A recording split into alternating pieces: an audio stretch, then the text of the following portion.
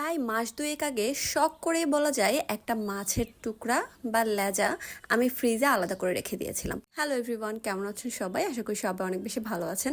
তো যেই গল্পটা বলতে চাচ্ছিলাম যে আমি অনেকদিন আগেই অনেক শখ করে আসলে একটা মাছের লেজা ফ্রিজে রেখে দিয়েছিলাম, সেটাকে ভর্তা করব এই নিয়ত করে।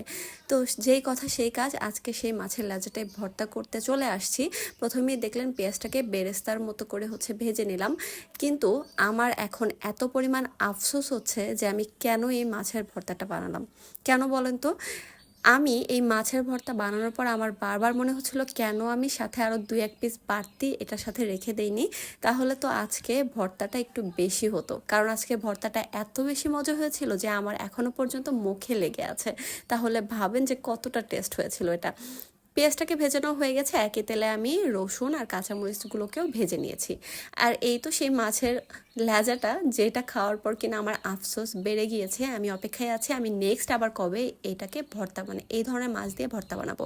তো মাছের লেজাটা জাস্ট লবণ দিয়ে কিন্তু ভেজে নিয়েছি। আপনারা চাইলে হালকা হলুদ দিতে পারেন, তবে আমার মনে হয়েছে শুধু লবণ দিয়ে ভাজলেই এটা ভালো হবে।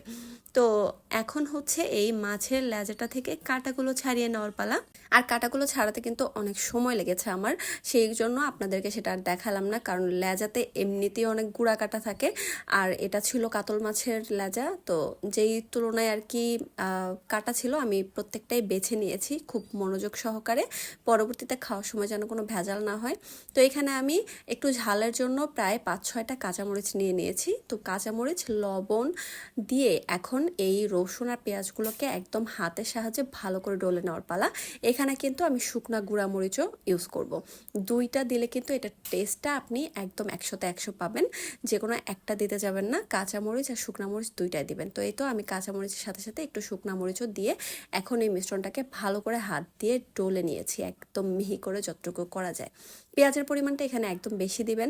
আমি কিন্তু দেখেন অনেকগুলো পেঁয়াজ দিয়ে ভর্তাটা করছি, মাত্র একটা লেজা কিন্তু আমি পেঁয়াজ দিয়েছি প্রায় এখানে 4-5টার মতো। ভাজার পরে কিন্তু একদম অল্প হয়ে গেছে। মাছের সাথে আমি এই পেঁয়াজ রসুনের মিশ্রণটাকে যখন মাখছিলাম, তখনই একটা এত সুন্দর ফ্লেভার আসছিল নাকের মধ্যে। ভাবছিলাম যে এটা কি আসলে এত বেশি মজা হবে। ঘ্রাণটা তো অনেক সুন্দর আসছে, মুখে দেওয়ার পর তো পুরো ব্লাস্ট করলো মুখের মধ্যে। আমি একটু সরিষার তেল অ্যাড করে নিয়েছি, আপনারা চাইলে নাও দিতে পারেন। তো এই তো আমার ফাইনালি মাছের ভর্তা রেডি। এটা দিয়ে যে কি তৃপ্তি করে ভাত খেয়েছি, আপনারা বিশ্বাস না হলে একদিন ট্রাই করে দেখবেন। আর হ্যাঁ, আমাকে অবশ্যই জানাবেন। ভিডিও ভালো লাগলে পেজের পাশেই থাকবেন, লাইক, ফলো অ্যান্ড কমেন্ট করে। আল্লাহ হাফেজ।